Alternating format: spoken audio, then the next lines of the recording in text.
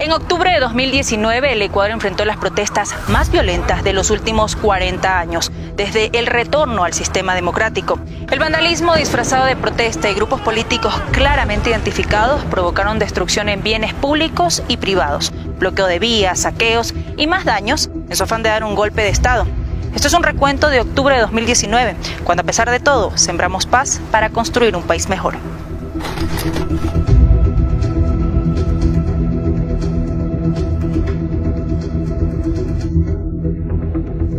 El 1 de octubre de 2019, el Gobierno Nacional anunció la eliminación del subsidio a los combustibles, una medida cuyo objetivo principal era combatir el delito del contrabando de derivados del petróleo y que fue manipulado para agitar un estallido social.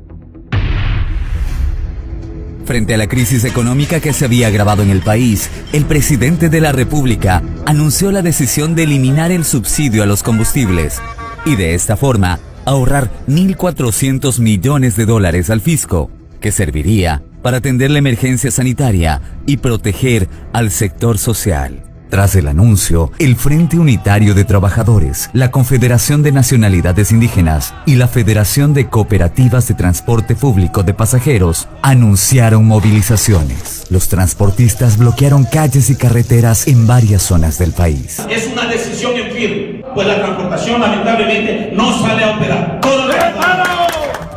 Con el fin de precautelar la seguridad ciudadana y evitar más caos, el Ejecutivo el 5 de octubre decretó los estado de transportistas excepción. decidieron abandonar la paralización, pero las protestas continuaron, encabezadas por la CONAIE y grupos opositores al gobierno que se infiltraron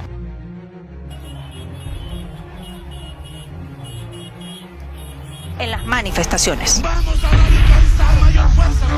Tras la escalada de violencia que sufría Ecuador, el presidente Lenín Moreno decidió trasladar la sede del gobierno a Guayaquil. Paralizaciones en las vías y grupos indígenas engañados por dirigentes inescrupulosos empezaron a causar estragos. Escasez de alimentos, gas y otros insumos de primera necesidad en las principales ciudades del país. Lo que inició como una manifestación social legítima se iba configurando en un intento de golpe de Estado. La ciudadanía miraba con asombro y temor a través de sus pantallas la destrucción que sufría el país. Durante 12 días se registraron ataques contra edificios de instituciones públicas y en contra de los centros históricos de Quito y Cuenca. Los edificios e inmediaciones aledañas a la Asamblea Nacional y a la Contraloría General del Estado fueron los más afectados en la capital. Nunca antes paralizaciones o marchas habían tenido objetivos tan claros. El incendio que sufrió la Contraloría tuvo un trasfondo: paralizar el trabajo de dicha entidad en contra de la corrupción.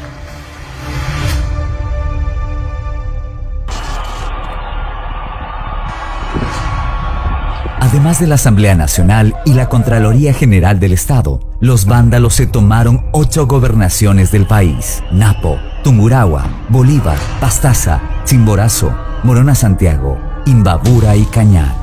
En Quito, más de 500 manifestaciones atacaron el cuartel militar La Balbina, dependencia que cuenta con aeronaves y material bélico.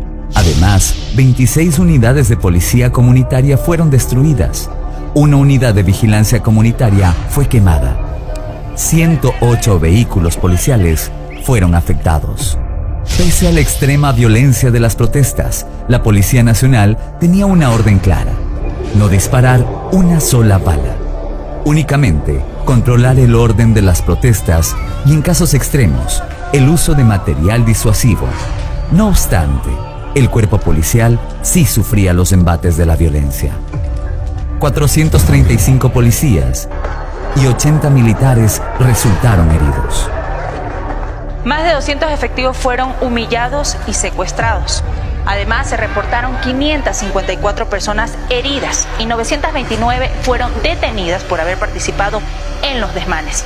Ningún fallecimiento se produjo por acción directa de la Policía Nacional. Lastimosamente perdí el ojo izquierdo.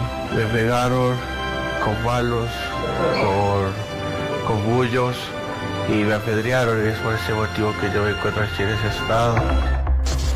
Los bienes privados también fueron afectados. El comercio, el turismo y la industria sufrieron millonarias pérdidas.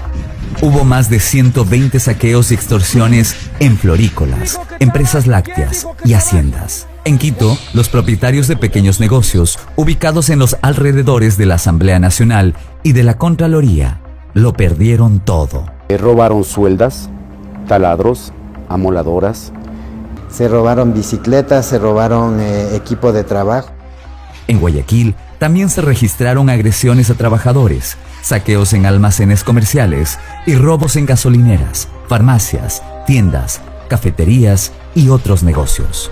Para agravar la situación, se tomaron instalaciones estratégicas, pozos petroleros, antenas de transmisión de radio y televisión, plantas de tratamiento de agua, 132 carreteras y caminos principales fueron bloqueados.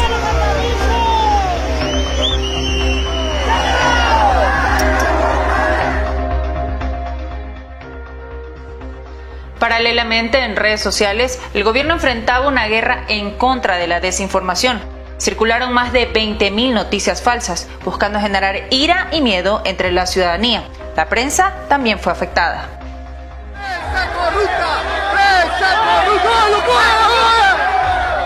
La violencia imperaba y los manifestantes impidieron el trabajo de la prensa escrita y otros medios de comunicación a través de actos vandálicos. La organización Fundamedios registró 131 periodistas agredidos durante las protestas. El 10 de octubre, 31 periodistas fueron retenidos por grupos que cercaron la Casa de la Cultura Ecuatoriana. El 12 de octubre, Quito vivió uno de los días más violentos de su historia reciente. 97 puntos de conflicto simultáneos. La Contraloría General del Estado ardía en llamas.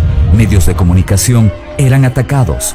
La ciudadanía se encontraba atemorizada y confinada en sus hogares. No se puede trabajar, no se puede trasladarse uno caminando. Y no hay cómo llegar a nuestros trabajos a veces hasta que nos puedan despedir, porque no se avanza a llegar. Que ya se dejen de hacer huelgas y para que pueda producir el Ecuador.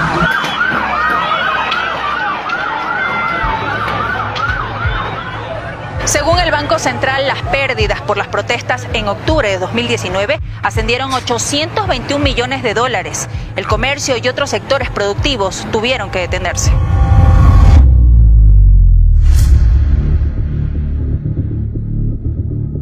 El sector hidrocarburífero tuvo pérdidas por cerca de 2 millones de barriles, dado que 11 campos fueron atacados. El sector florícola perdió más de $40 millones, porque 11.000 toneladas de flores se dejaron de cosechar o de exportar. La industria turística perdió más de $50 millones. El intento golpista de octubre también afectó la capacidad de respuesta del país ante la pandemia. Se perdieron importantes recursos que hubieran sido destinados para atender la emergencia sanitaria. Desde el principio, el presidente de la República extendió la invitación al diálogo. Ese siempre fue el camino, esa siempre fue la posición del gobierno. Como resultado del diálogo, se establece un nuevo decreto que deja sin efecto el decreto 883. El 13 de octubre de 2019, el primer mandatario anunció la derogatoria del decreto 883 con respecto a la eliminación del subsidio a los combustibles. Posterior a los diálogos entre el gobierno y los dirigentes indígenas, se instalaron las mesas de acuerdos. Luego de los sucesos de octubre, diversos organismos internacionales de derechos humanos han reconocido los esfuerzos del gobierno nacional para alcanzar la paz. A todos quienes han participado en este proceso de paz, pues el agradecimiento del presidente de la República.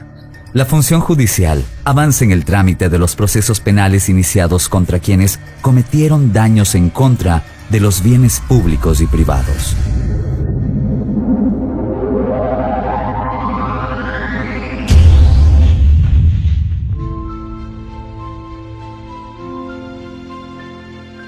Después de un año de este suceso, el Ecuador se levanta. Hoy nos enfocamos en superar el impacto económico del COVID-19, juntos, como un solo puño, como una sola fuerza, con la mirada fija en no perder un minuto en nada que no sea trabajo y esfuerzo. En octubre del 2019 hubo que ceder para ganar. El diálogo es la mejor respuesta. Lo fue desde el primer día de este gobierno. Gracias al diálogo sembramos paz y construimos un país mejor.